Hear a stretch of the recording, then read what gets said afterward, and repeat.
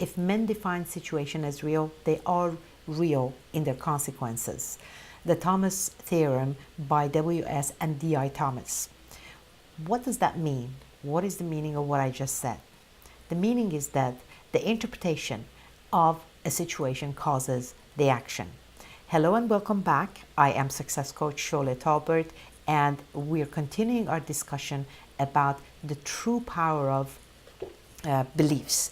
In our last blog post, we talked about the importance of beliefs and how your beliefs system can spell the difference between excelling and enjoying new things and or being trapped in a small box of limiting decisions.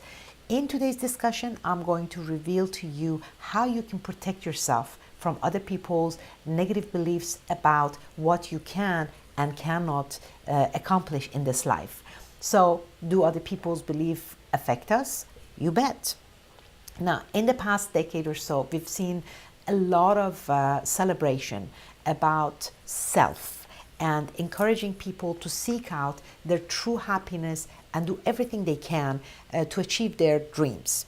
While it is a good thing to encourage people to actively accomplish their goals in life, we mustn't forget that there are many external factors that can affect our successes and losses. One of these external factors is other people's beliefs. It's hard to imagine how other people's beliefs can actually have an effect on how we accomplish things in life. But it can have a palpable impact, and when other people's beliefs are actively enforced in our life. That is, you are exposed to such beliefs regularly. You may find yourself in a constant struggle against following your own positive beliefs and listening to the negative phantom beliefs that were not yours to begin with. They weren't really yours to begin with. Now, let me share a story with you. Are you up for a story? Let me share this story with you. That might make the situation more clear for you if it hasn't connected for you yet. In the late 60s, Robert Rosenthal, a UC professor and psychologist, talked about a famous classroom test experiment that took place in San Francisco. The classroom test was performed not to measure the intelligence or capability of the students, but to see how teachers' expectations influence the performance of the students. The experiment was simple enough. The teachers were led to believe that a select group of students were expected to excel in tests and academics that year. These students were taken to special testing rooms and were given the exam to take. The test that was administered was Flanagan test of general ability. But to enhance the impact of the test, it was renamed the Harvard test of inflected acquisition during the experiment. This test was a general intelligence test in the 60s that was designed for primary school and secondary school students. After the test was administered, the teachers reported that the students who took the test were positively performing at a much higher level than others who were not designated as excelling students. The inquisitiveness and academic interest of the select group of the students also increased after the experiment was performed. The opposite was observed in other students, that they weren't as active in the students weren't as active in the class and showed less interest in excelling academically. What did you just see? What did that just happen? The classroom test experiment is a classic example of how people's beliefs can have a huge, almost magical impact on our actions as individuals. The students in the experiments were chosen randomly without any benchmarking beforehand. The only thing that the teachers knew that the students were expected to excel academically, and even then They didn't know that these students were only randomly selected. The determining factor was how the teachers treated the students in the special group.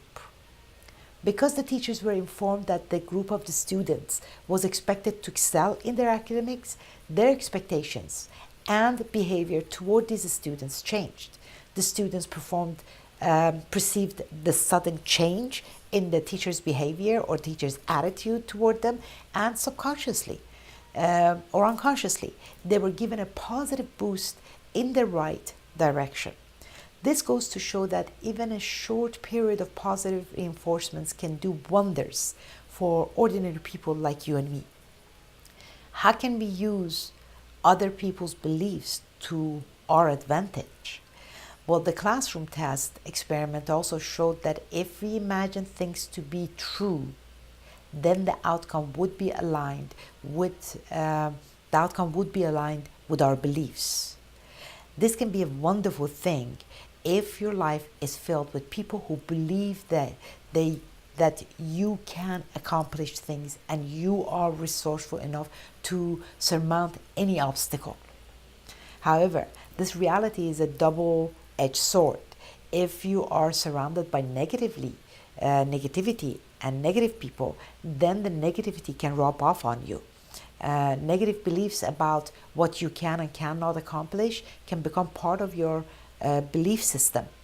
That's why it is so important that you consciously reject negative beliefs, that the moment you encounter them, the moment you hear them, don't take it in. Don't allow it to take a root in your subconscious or unconscious mind anymore. The unconscious mind's function is to absorb and enforce beliefs that the conscious mind allows to enter.